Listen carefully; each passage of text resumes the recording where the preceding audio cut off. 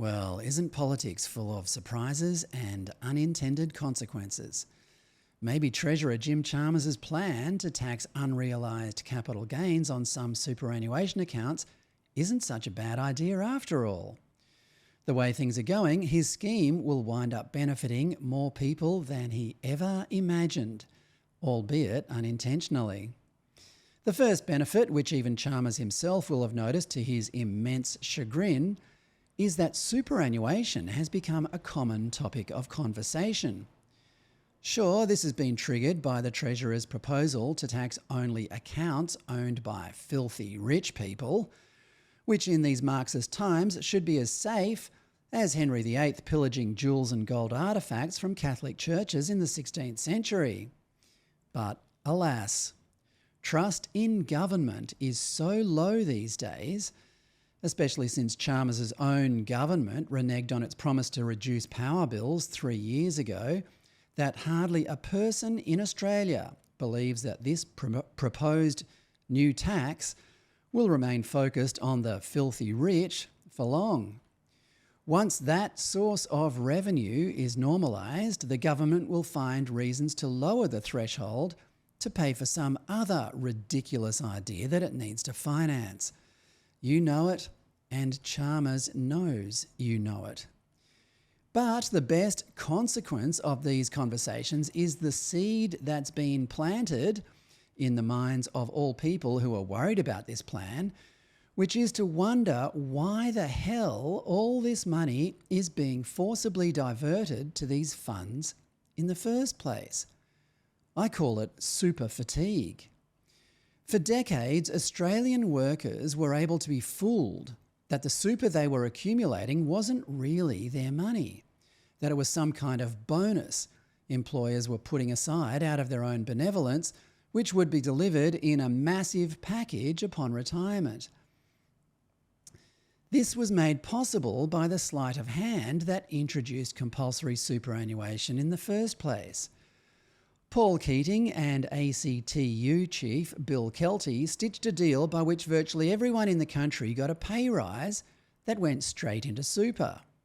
Nobody saw it happen, but suddenly there it was. Labor has done its best to maintain the illusion ever since.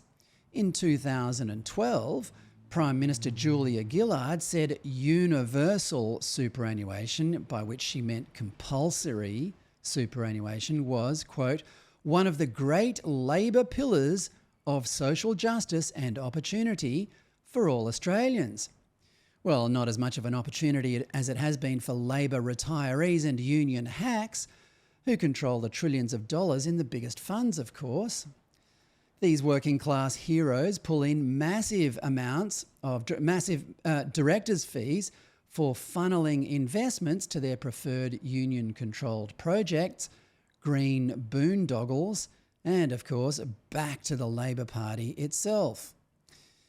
In a self-congratulatory opinion piece in the Financial Review in 2023, Treasurer Jim Chalmers took the rhetoric to a new low by referring to workers receiving the super guarantee.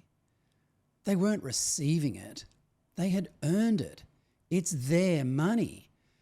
Chalmers was, and still is, simply making sure that those workers don't get their hands on that money until his Labor mates have had some fun with it first and, of course, creamed off a generous chunk of it for themselves. Now that the first people to be forced en masse into the scheme in 1992 are drawing their super down, the illusions are starting to clear. This was our money all along? I could have paid off my mortgage years ago with this money. If you're aggrieved about this, and you should be, then an opinion piece by Robert Gottliebsen in The Australian yesterday will fill your heart with joy. In it, Gottliebsen refers to Keating as being white hot with anger about Chalmers having the audacity to tamper with his biggest, most enduring legacy. It was when I read that I started to think that maybe Chalmers is onto something here. Gottliebsen said that the proposed tax had united parts of the superannuation industry, the union movement and the business community, which he described as a combination without precedent. This in turn is increasing the pressure for a debate about it all within Cabinet. Albanese does not like his senior ministers to be forced into lengthy Cabinet debates with those which have a different view. He is particularly protective of Chalmers. But the enormity of what is about to happen will put great pressure on the Prime Minister to allow debate, because members of both the Cabinet and the total caucus do not want to be shackled with the lifetime reputation of being elected to Parliament and then, in virtually their first action, destroying Keating's universal superannuation savings vision. Well, be still, my beating heart. Did the Australian publish a piece containing the words "destroying Keating's universal superannuation savings vision"? Could this really be the beginning of the end? It's like Zeus telling Sisyphus he doesn't have to roll that rock up the mountain anymore because it's worth the same at the bottom as it is at the top. The most amusing part is that there are Labor MPs who don't want to be shackled with the reputation of having blown up Keating's biggest legacy. Australian workers will be forever grateful to them for it, and they won't even notice because Labor politicians stopped caring what workers thought decades ago. The opportunity is now available for a Conservative alternative to propose, as the Libertarian Party already does, dismantling the whole charade once and for all. It should be the easiest election campaign in democratic history.